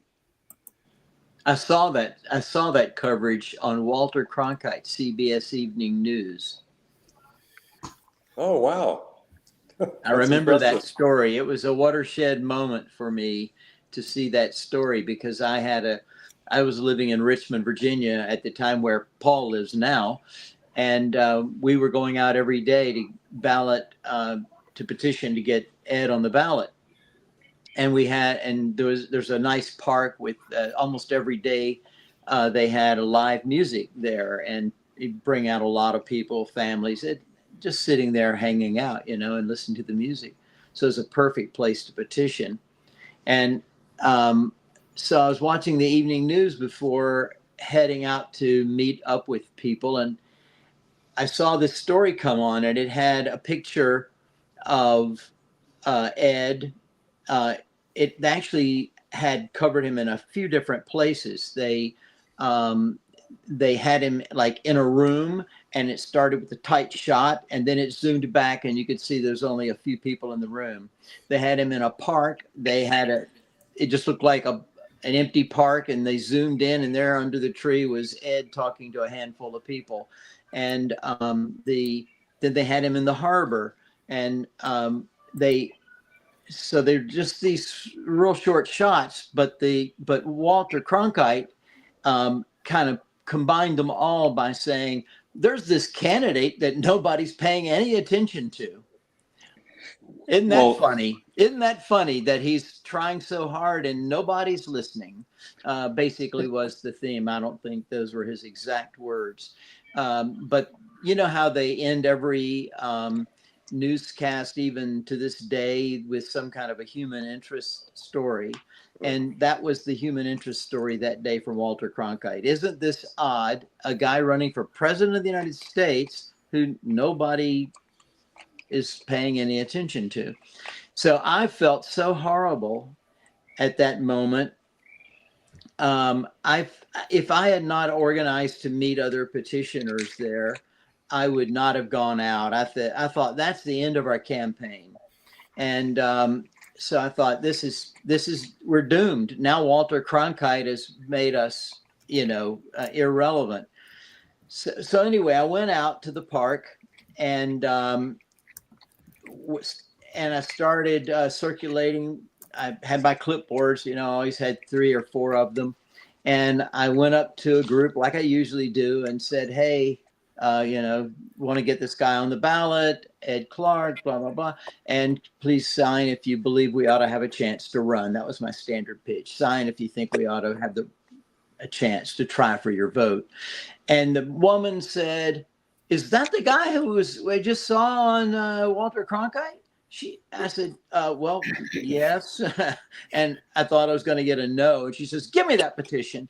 And she'd hand it to the next person. This is the guy who was on Walter Cronkite. And they just started handing it around. I had to chase around my clipboards. And I just learned this incredible lesson out of that P.T. Barnum was correct. Even bad news is good news. Just get in the news. And so even when the media tries to make fun of us, it can be beneficial. And that newscast really accelerated that put down. It was obviously intended as a put down by Walter Cronkite, and included that Baltimore event. I'll never forget that it included that Baltimore, a little short clip of a few seconds. And anyway, it was a massive change for me and petitioning. And so it's a real, so I started wearing this T-shirt to petition. Mm-hmm. I love it. Yeah. That's the way it is. November 4th, 1980. I'm Walter Cronkite. Good night. Yeah. Paul, what else? I interrupted your story Oh, when yeah, you, it were, was when just you kind of a mentioned funny the story how Baltimore that Harbor thing, because how I that thought that happened. was too good of a chance to miss telling that story of mine. We had an activist up in Baltimore at the time whose family owned a Ford dealership. So he arranged to actually have like a motorcade greet Ed at the airport and take him into town. And the Inner Harbor was just opening that day. I don't know if it was the 4th of July or something like that, but they were having their grand opening, so there were hordes of people. And we just went up and set up a microphone and podium in front of the ship. They have one of the original frigates of the Navy there in the Inner Harbor as a backdrop. And our activists basically paid this high school band, who I guess was there as part of the facilities, like, festivities, like $100 to go play Stars and Stripes Forever or something like that, and drummed up a crowd. And so we had a pretty good crowd of, I guess, I don't know, a couple hundred people listening to Ed, with all this enthusiasm in the background. And that's sort of an illustration of what you can do with a little showmanship. Bob Waldrop was also real good at that. If anybody knew him, he had that kind of flair as well. And I served with that on the national committee for a few years in the 80s, and that was with mixed results, shall we say. You're in Richmond, Virginia. Is that right, Paul? Or yeah. Okay, so yeah, I don't know if Joel's still around, but I was his originally back in the day. Yeah, I wondered. I was always arrested. I started earlier or not, but yeah, just like I'd heard people to say who you were, so I said, "Yeah, we better let him on." So I'm sorry, what was that? I said, "Yes, we better let this guy on." So okay, well, I hadn't expected to be. I just thought I'd see who was there.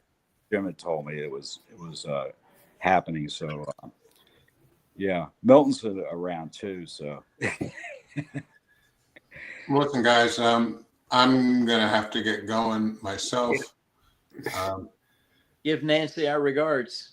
Yeah, definitely. I'm just, now that I'm an ancient guy, like 10 o'clock's about my, crash out time. But then I'm up at 5 o'clock in the morning. So, Chris, if you want to do it starting at 5 o'clock in the morning, I'd be available more readily. It's like I said, I don't think I'm gonna start that early in the morning. Will I see you in Buenos Aires, Jeff? Absolutely not. Okay. I said, same, two reasons. August in Buenos Aires is like January in North America. It's the coldest time of the year. And Buenos Aires is famous for wind. Going outside is not going to be pleasant. And the second, next time I go, it's going to be in November, like it was the first time, when it's their spring and all the jacaranda trees are in bloom, and it's an absolutely beautiful city. But the real reason is that I'm having a big party at my house on August 23rd for my 50th anniversary. And if I went down there, not only would be the money spent on that, but I got things to get prepped around here at the house.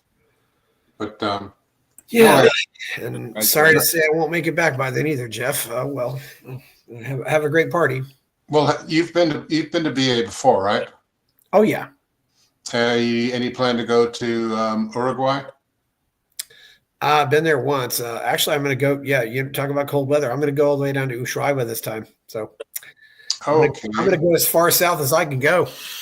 See, the only appeal to me going to Argentina in August is that the weather at Iguazu is nice.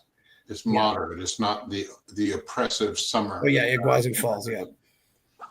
But that'll be on everybody's bucket list. The Iguazu Falls. Maybe I'll get to it. Okay. Well, have a good night, Jeff. I'm sorry, Nancy. Congratulations on your 50th. Happy 50th. Yes. Say so personally. Thanks from everybody. And Paul, it's good seeing you again, man. Yeah, good seeing you. Good to be Take seen. care, everybody. Good night, Jeff. Good night. Good night. Well, looks like our time's almost up anyway here. So this is Well, certainly I been- blocked off 3 hours, but I sometimes do stop these early. Yeah, I'm gonna have to leave too. I figured it was 2, so I'm pretty fine. much. I'm another old guy that's tired too. So This is my time. This is my best time of day, but I got up at 5 o'clock in the morning this morning, so I should be knocked out. But Where are you, Jim? You're in. I'm near Orlando. Okay, yeah. So you're not too far from American yet. Orlando's nice. I've thought about going there. Yeah, welcome. Come on down. yeah, it's been a while. I haven't been there for a long time, but might be a good place for a trip. Were you there in 2020, Ted? No, I was on my couch on the remote convention call. Oh yeah, that's right. It was such a mess. It was. Yeah, my wife wouldn't let me go. Yeah. Anyway, well, Chris, thanks for putting this on, and Jim and Paul, good seeing you, and good night. All right. Well, I guess we ought to call it. Good night, Ted. Have a good weekend. You too. Take care. I guess we can call unless anybody else wants to stick around, but Yeah. I should probably get some rest. It's been a long day. Yep, it sure has been that. Paul, you've been here the least. I don't know if there's anything else you wanted to say. Not especially. It just that the Clark campaign was really what brought me into the party. You know, I'd had sort of a vaguely positive impression, but didn't really know anything about it. And in 1980, went to an anti-draft march in D.C., and there were a bunch of libertarians there, including people like David Bose and other, Cato people. And so they kind of introduced me around, and within it seemed like within a few weeks, I was working on a ballot drive in Ocean City, collecting signatures for Ed, and working on things in Baltimore. And just sort of went from there. And that now it's 40 years later. So yeah, it's the crazy world we live in. Very, and the ads really made a difference. That gave him so much credibility. I would run into people, in the 90s that remembered the ads. Yeah, it was definitely throughout the 80s, at least for 10 years, if you said libertarian, people thought you meant Ed Clark, and eventually that did morph into people assuming that if you say libertarian, you must be what's his name, the Democrat fraudster. I'm blanking on his name right now. Democrat fraudster. There are 100 of those, aren't there? No, it's Lyndon LaRouche. Lyndon LaRouche, yes. Yeah, I remember. They all thought the Lyndon LaRouche must be the libertarian. Let's forget about that. If you said Ed, that happened. Yeah, people really did. Those commercials were incredibly impactful, despite So that was the thing. We didn't get the media, but we paid. Yeah. We didn't get the earned media. We got the paid media, even though we earned the earned media that we didn't get. Yeah. More or less. And then that was the high point for many years. Oh, yeah. Until 2016, or at least 2012, I would say. Yeah. Yes. 2012 and 2016 were where we finally got the match. But, even those 2 years, I don't think that we had the excitement in the LP that we did in 1979 at this convention where I wore this T-shirt. Yeah. One thing to point out, is that the Libertarian Party used to choose the presidential candidate the year before. So yeah, well, that changed in 1996. We did that for a long time. in 79 we did it, obviously, and 96 was the first year the candidate was in the That's right. same presidential year. and that was Well, there's- because of our ballot access, our success with changing ballot access laws, because that was the reason to have it so early. We really didn't have a choice. Yeah, and of course, there's lots of reasons, of course. Yeah, and Buenos Aires, we got this guy, so. Well, give him my regards when you go down there. I'd love to. No, so are you moving there, or are you just visiting? I'm going down there for the conference. It should be there. Several people in the Congress are going to be at the conference. It should be wild. Yeah, there's most important election in the history of the world, right? This man right here in 2023. What conference is it? Liberty International. Okay. Jim Lark's on the speaking schedule too. So I was a founder of that. In fact, I'm the only living founder of that organization. Who are the other two? Bruce Evoy and Vince Miller, both Canadians, and unfortunately both are no longer with us. And it was called International. Originally it was called Libertarian International. Then the name was changed to International Society for Individual Liberty, and then it was changed to Liberty International, which is what it is now. Wasn't somebody named Jarrett Wolstein involved for a long time too? Not directly. He was involved, but so his involvement was with the Society for Individual Liberty.